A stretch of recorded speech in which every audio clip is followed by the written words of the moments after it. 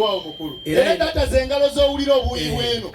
era yenna abadde ayogera ekyo genda oli byogerera ku gugwo weewaawo taata kati gwe kugadde weewaawo oto mukadde wange enteekateeka eri etya taata enteekateeka yonna njagala okusooka okwebaza olw'enteekateeka mukulu mwebale kujja babiri amiina mukulu naye emigga tuyise kujja nabandi weewaawo taata era mukulu kkiriza nkutegeeze nti taata kakati gwe gw'onoobajja gwe tunaalimisa enteekateeka eri weewaawo weewaawo mukulu kakati nga tonakola kirala kyonna ye mukulu sooka ombuulire muvaawa kitange twayitidde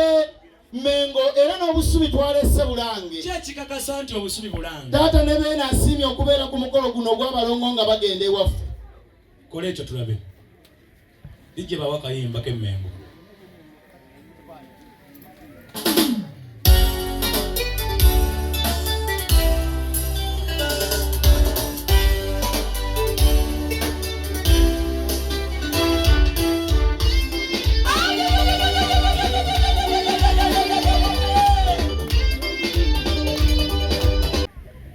mbadde neewuunyiza nti bannyoko bakola Sudaani nedda mukulu taata nga nsingo biseera ssavu lya Buganda nga kwali gwe era gwombuulira nze mbadde naye ntidde buti mukulu njagala okwebaza olw'enteekateeka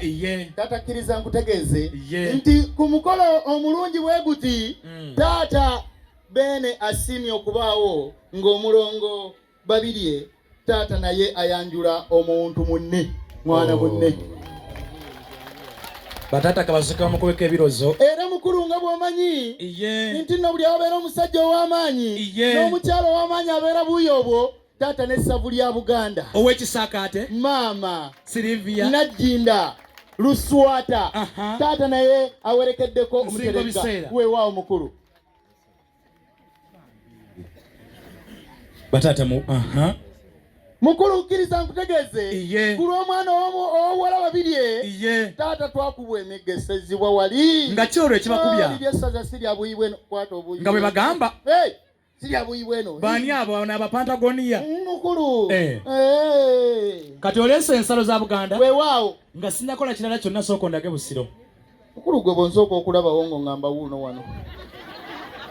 omayima abavubuka muli bayaaye mukulu Busiro wuuno oyo ye Busiro tenti ogirengera erimu Simon nsooka ondaga omuli Muzeibwanika ndaga Muzeibwanika tenti wuuno wano elisa atudde site ndaga Ordinandi Nkata wano akuli kumpi nga Busongo ate ndaga Kansala Juma ali mabegawo wano ye mukulu kyetoofu bannanga omwana ensala aziweesezezzo era teziba kubanga zezzo ye mukulu mbadde ngenda kukuzzayo emisinde weewaawo mukulu abavubuka ba wano mujje muyambeku ku bataata ebintu bino otyo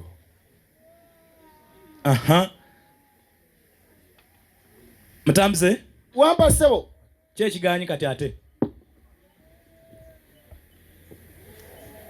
otyo mukulu kkiriza nkutegeeze ekiwandiiko kyo wakirekayo bwe wali mu lubiri ye mukulu twebaza Taata Ssalongo Bwanika Steven mu linnya lya gavumenti ya Ssaabasajja Kabaka olw'omutima ogwagala obwakabaka bwo era n'obuwagizi obw'omwaka guno 2022 n'ensimbi z'owadde eggwanika lya Buganda eziwereko ddala obukadde buyitirivu omutima ogwo gweyongere era nga Mukama baana bakusobozesezza n'ateekako omukono wammanga Robert Wagwansibirwa omuwanika kw'ossa ne Katikkiro wa Buganda Charles Peter Mayiga taata era zengalo z'owulira obuyi bweri mukulu kkiriza nkutegeeze nti omwana w'obulenzi Simon awagira obwakabaka bwa Buganda era taata ekiwandiiko kino tetukijje Mengo tukijje ku mulabba gy'asula bw'ogambe temukijje Mengo ndowoozeza nti ogenda kuŋŋamba mukijje ku Nnasa nedda mukulu twebaza omwami Kityaba Simon mu linnya lya gavumenti ya Ssaabasajja Kabaka olw'omutima ogwagala obwakabaka bwo era n'obuwagizi bw'omwaka guno ogwa 2022 n'ensimbi z'owadde eggwanika eziwerako bwe zityo omutima ogwo gweyongere nga Mukama baana bakusobozesezza n'ateekako omukono Robert Wagwansibirwa omuwanika ne Charles Peter Mayiga Katikkiro ye mukulu kale yeebale nnyo okuwagira Bwakabaka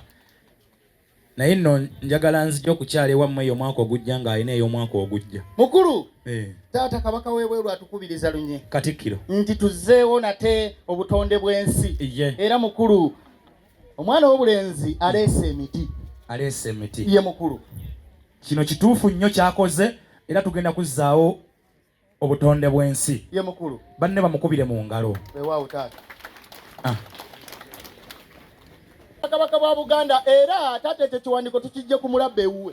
tweyanze ge mwana omulenzi Ronald Mubiru olw'omutima guno ogwagala obwakabaka bwo era mu linnya lya Ssaabasajja gavumenti ya Ssaabasajja olw'omutima ogwagala obwakabaka bwo era obuwagizi bwonna bw'owaddeyo obw'omwaka guno 2022